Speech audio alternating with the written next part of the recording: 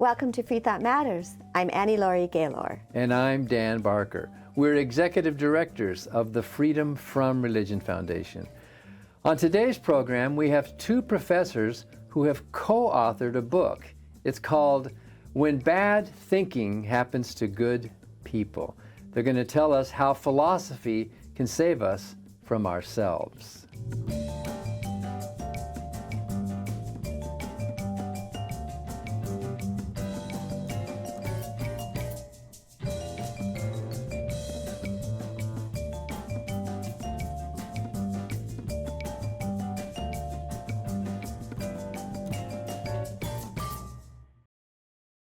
The Freedom from Religion Foundation, which produces Freethought Matters, is the nation's largest association of free thinkers. That's atheists, agnostics, and other non-believers.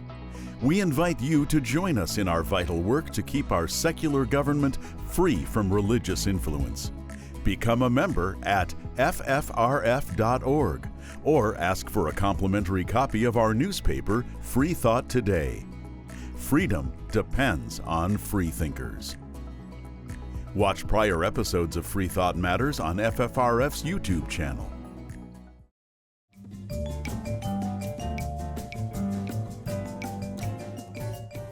Our guests today are both professors of philosophy at the University of Wisconsin-Madison, who have co-written a new book called When Bad Thinking Happens to Good People: How Philosophy Can Save Us from Ourselves. On the cover of the book, it says, "Something is seriously wrong. An alarming number of citizens in America and around the world are embracing crazy, even dangerous ideas." We have both authors with us today. Lawrence Shapiro, who has previously written books such as Zen and the Art of Running, The Path to Making Peace with Your Pace, and The Miracle Myth: Why Belief in the Resurrection and the Supernatural is Unjustified. Thank you for joining us again on Freethought Matters, Larry. It's always a pleasure talking to the two of you. And we'd also like to introduce Professor Steven Nadler, whose many books include Spinoza, A Life, The Best of All Possible Worlds, A Story of Philosophers, God, and Evil, and one of our favorites, which we've talked about before, Heretics, The Wondrous and Dangerous Beginnings of Modernity. So welcome back to Freethought Matters, Professor Steven Nadler. Oh, thanks for having me again. It's a pleasure. So you two wrote a book together, and in a minute we're going to ask you how you can do something like that. But your book, When Bad Thinking Happens to Good People, the title is obviously a clever play on the title of Rabbi Kushner's book, When Bad Things Happen to Good People. And I have to say, I think I like your book a lot better.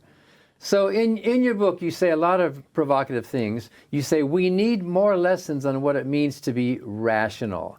Citizens who care about truth, who can tell the difference between good and bad evidence. And you mentioned people who refuse to vaccinate their children, deny climate change and evolution, they deny science and QAnon conspiracies and so on. And they base their conclusions on prejudice and hearsay and hope and fear. So let's start with you, Steven. Just the basic question: what is bad thinking? Well, let me actually start with the title itself. The way it's framed, when bad thinking happens to good people, I think your analogy with the Kushner title is correct. We were making a play on that. But the thing about the Kushner title is that when bad things happen to good people, it sounds like the people are passive receptors of bad things. In our book, what we look at is the active responsibility that people should take for their own thinking. It's not something that happens to them, it's something that they do. And what we mean by bad thinking is essentially irrationality. People who engage in bad thinking fail to tailor their beliefs to the evidence. So in coming to form certain beliefs, they don't consider all the relevant evidence at hand. They just form these beliefs, even in the face of counter evidence, that is evidence that shows their beliefs are false. And then they continue to hold these beliefs well beyond any reasonable point, especially in the face, once again, of evidence that the belief is false, and yet they continue to hold these irrational beliefs. So you could think of bad thinking as simply irrationality, people behaving in ways that are irresponsible when it comes to forming and holding beliefs. So, Larry, do you want to add something to that? No, I think Steve put it just right. It's important to realize that because bad thinking is something people do, the distinction Steve drew between a passive recipient of something versus an active participant, because bad thinking is something committed by people, it's possible for them to change and learn how to think well. Yeah, but people don't say, oh, I'm a bad thinker. Doesn't everybody think they're thinking good? I mean, why is this happening? If there is good and bad thinking, why are people not thinking good? That's a tough question. And I blame a lot of the source of bad thinking today on social media, where someone can have a crazy idea, type it in their Google window, and come up with lots of evidence for this crazy idea. And the difficult thing is learning how to evaluate this evidence and the arguments that are used to justify these conclusions. Now, that doesn't exactly answer your question, but our hope is that by imparting some lessons from philosophy, people will be in a position to be more reflective and to be able to sort more carefully the good from the bad. Another possible answer to the question is that bad thinking is easy. It doesn't take a lot of work. Whereas good thinking requires effort. You have to think not just about the beliefs you're holding, but about the quality of the evidence on the basis of which you're coming to hold those beliefs. And it takes a lot of self-critical examination, and that's hard work, to quote a former president who happened to be a bad thinker himself. Whereas bad thinking is, it's comfortable. Very often it's motivated by people believing what they want to believe rather than having to ask themselves, should I believe this? And that may be one explanation why it's so prevalent. I remember when I was an evangelical preacher, I was thinking, well, others have already thought through all of this stuff. There's the seminaries and the theologians and the apologists. So I'm just going to go with them. I'm going to take the easy route. And I think what you're saying is right. To think well, it takes time. You have to read, you have to invest, you have to spend energy, you have to withhold judgment. That's not an easy thing to do, is it? It's not at all easy, and it's also it's time consuming. And I can understand people who don't have a lot of spare time. Maybe they're working really hard. Maybe they've got lots of family members they're taking care of, and it's a lot easier to turn on the TV and watch a 30-second news description of some momentous event that really requires a lot of further discussion than you get in that 30-second blurb. Well, Steve, what's the difference between good and bad evidence, just to be basic? That's a great and a very important question, because in a way there's two levels of good thinking. On the one hand, it's tailoring your beliefs to the evidence and being critical at that level. But you also have to be critical about the evidence itself. And so the really difficult question is learning how to determine not just whether your belief is justified by the evidence at hand, but whether the evidence at hand is the right kind of evidence. And social media has made this so much more difficult because we're bombarded nonstop with information from all different sources, not just different forms of long and short form journalism, but Twitter, Facebook, WhatsApp, and all these different sources. And people are posting without any authority. And so how are we supposed to determine which of these posts we read are legitimate news or information sources and which are not? I don't think it's that hard to figure out. I mean, it's not that hard to determine whether the person who you're reading is coming from this or that perspective. But you need to, as they say about investing, you need to diversify your portfolio. You need to make sure you're examining a broad range of sources of information and that you have a good critical eye as to which are the more and less valuable sources. I remember when I saw the title of your book, I thought, wow, this is great. And when I read it, it was really fun to read. I mean, it's well written and informative. But then I was thinking, well, yeah, that's me, but how are we going to get those bad thinkers to even look at your book and even want to open it? What is it about the drive to want to learn? Our book is not going to save the world. I'll be the second to concede that. I'll let Steve concede that first.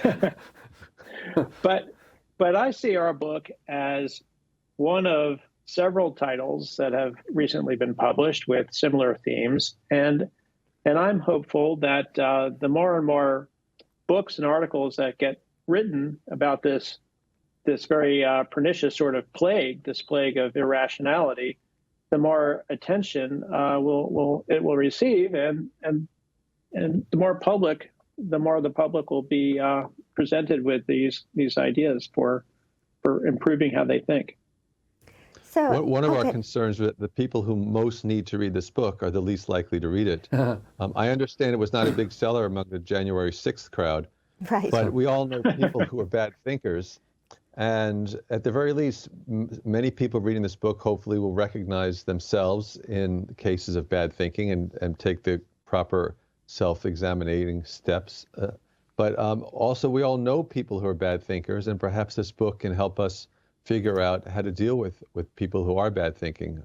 So they may not read it directly, the really bad thinkers, but hopefully it becomes a tool in the hands of good thinkers in learning how to converse, learning how to talk to people about their thinking.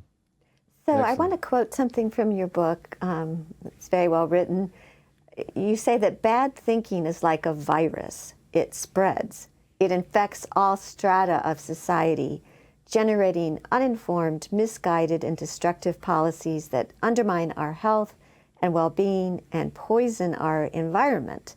So my question to both of you is there a vaccination or antidote for this virus of bad thinking, or should we practice social distancing from bad thinkers? We offer philosophy as the vaccine that we prefer. Naturally, we're biased about the importance and value of philosophy since we are trained philosophers. This is our vocation. But philosophy provides you with tools that allow you to recognize and assess arguments, distinguish good arguments from bad arguments. It provides the means by which to evaluate moral norms, and it also urges a kind of epistemic humility, a realization that knowledge is hard. It takes a lot of work to substantiate sufficiently claims that could be very important for your life. I just want to throw out this question. Is the problem that people are dumb or just uneducated or stubborn, or how would you characterize that? Well, we definitely want to distinguish bad thinking from being dumb or being uneducated. There are a lot of educated people, very educated people, who are guilty of bad thinking. And that's assuming that they're not just being cynical and manipulating others.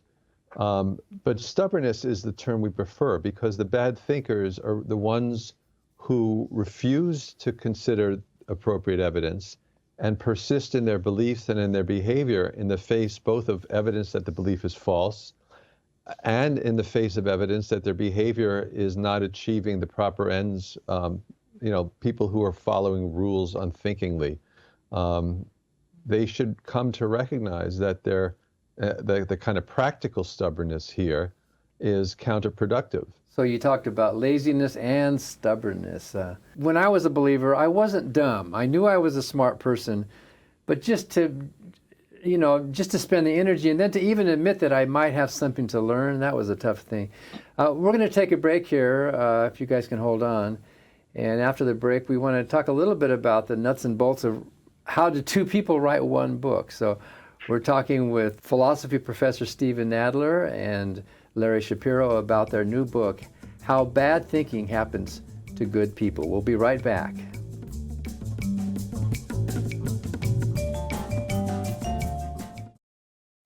Hi, I'm Ron Reagan, an unabashed atheist.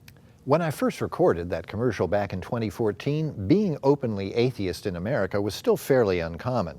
Today, the fastest growing religious group in the country is the non-religious, especially among the young. That progress is heartening, but the religious pushback is fierce and the forces of Christian nationalism are well organized.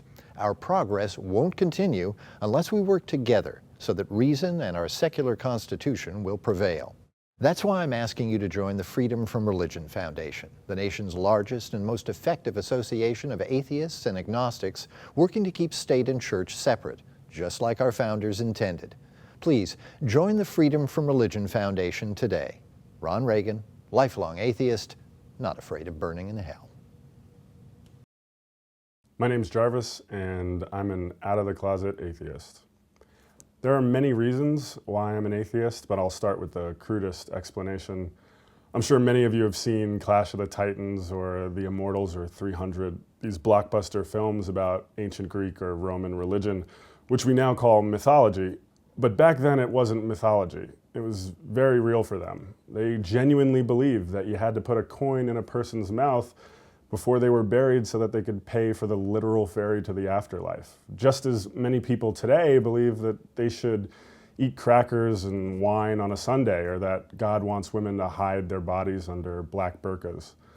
Every religion that has ever existed, and there are many, have all believed that they were right, that their rituals and rules and beliefs were 100% correct. And they all thought they nailed it. But where are they today?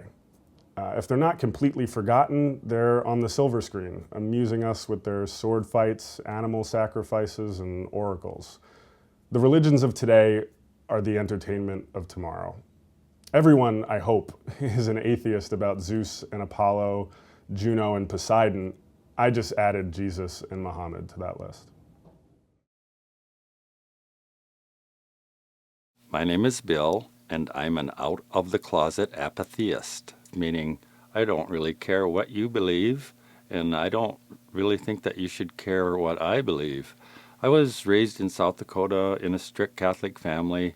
I was an altar boy. I served Mass a lot of Sundays twice. The priest gave us this little card that said, "In case of accident, please call a priest."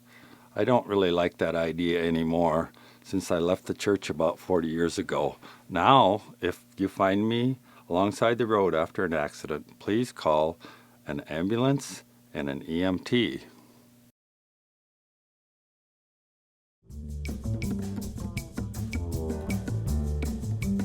And welcome back to Freethought Matters.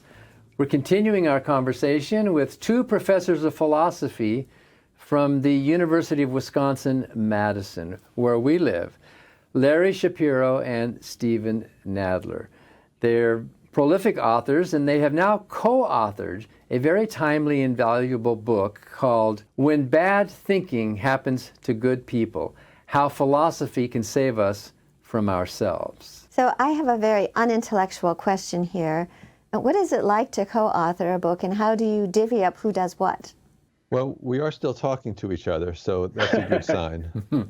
Well, the fact that we've been friends for over 20 years, so there was a nice foundation for a collaborative working relationship. Plus, we've taken a lot of runs and cycling rides together, which gave us a chance to clear our heads and discuss various matters.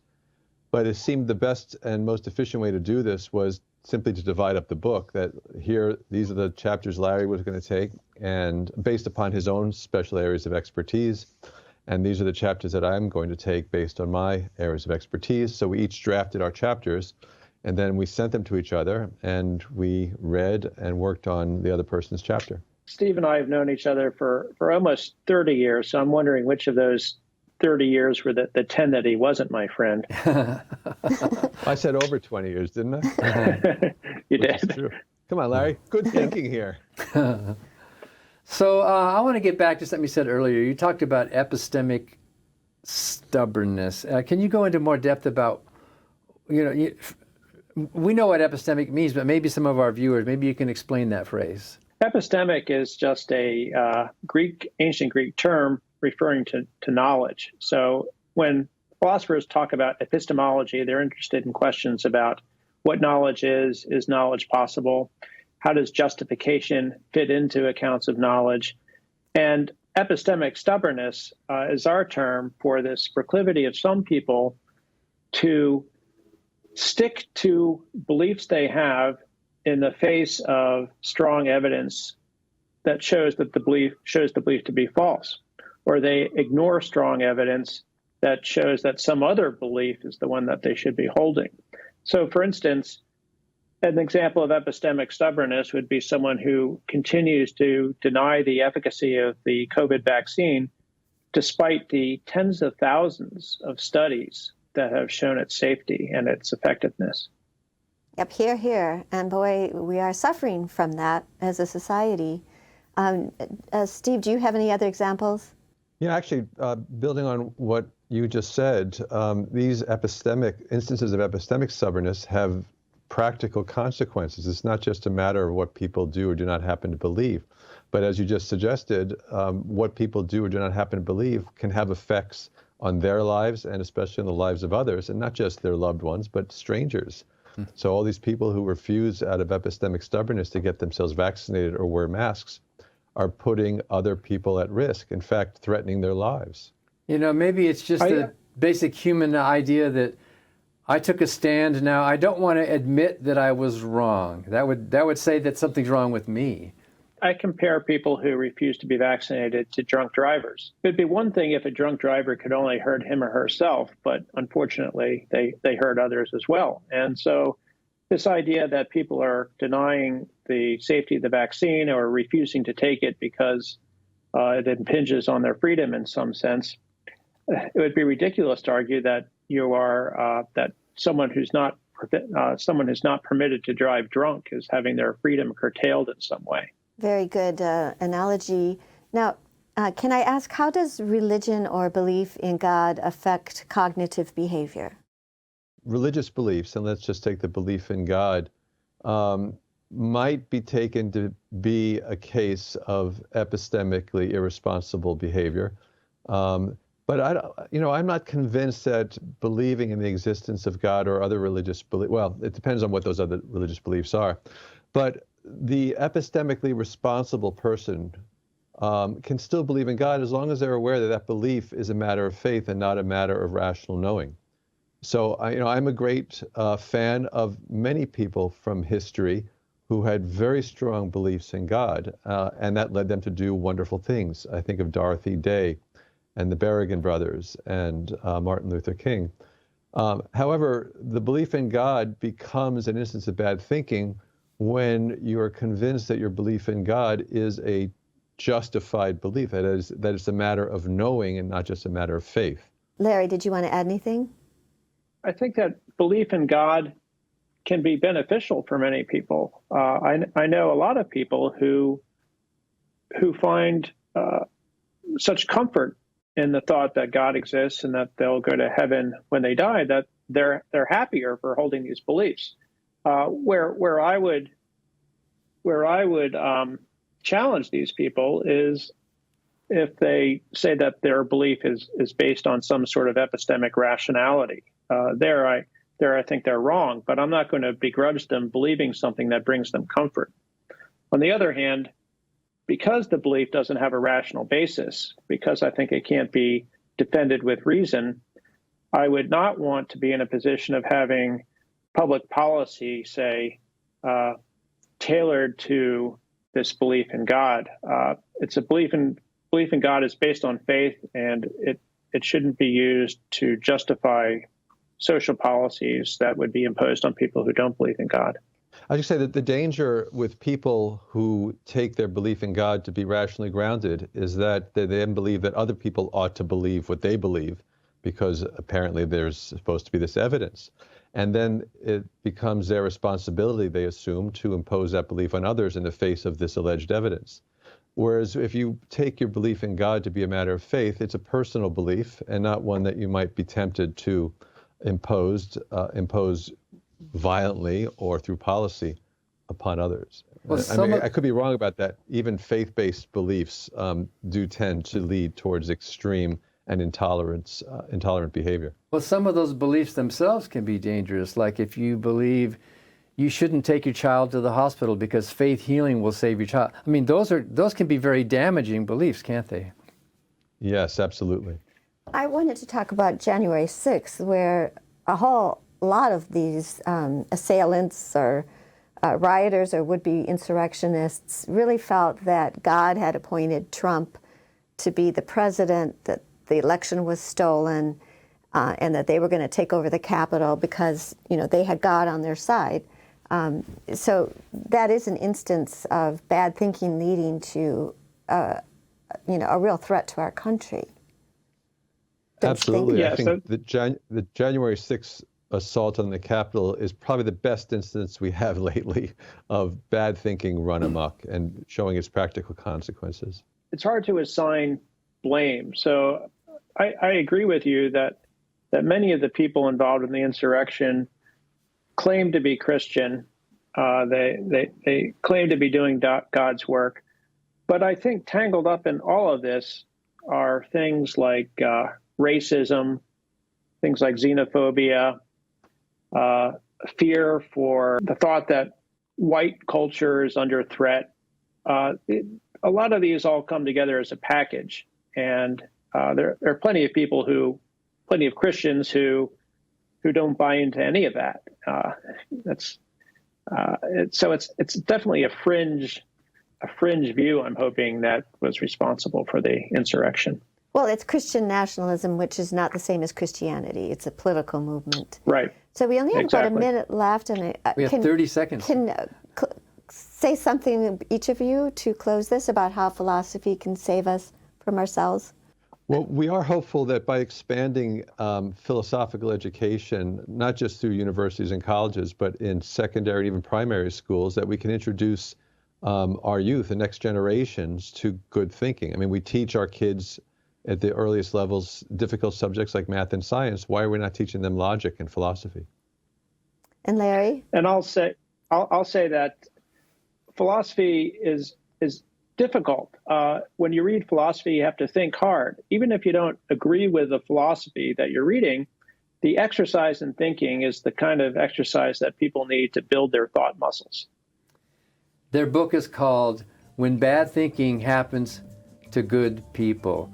Well, thank you, Professor Nadler and Professor Shapiro, for being with us today on Freethought Matters. Thank you. Thanks so much for having us. And thank you for watching Freethought Matters. Because Freethought matters.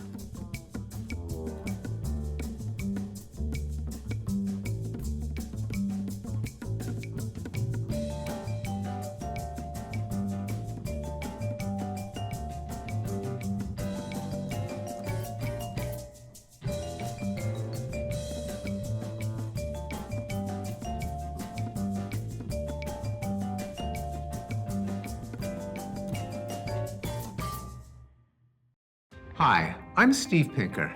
In my book, Enlightenment Now, I show that the world has become a better place as reason has been overcoming superstition and tribalism.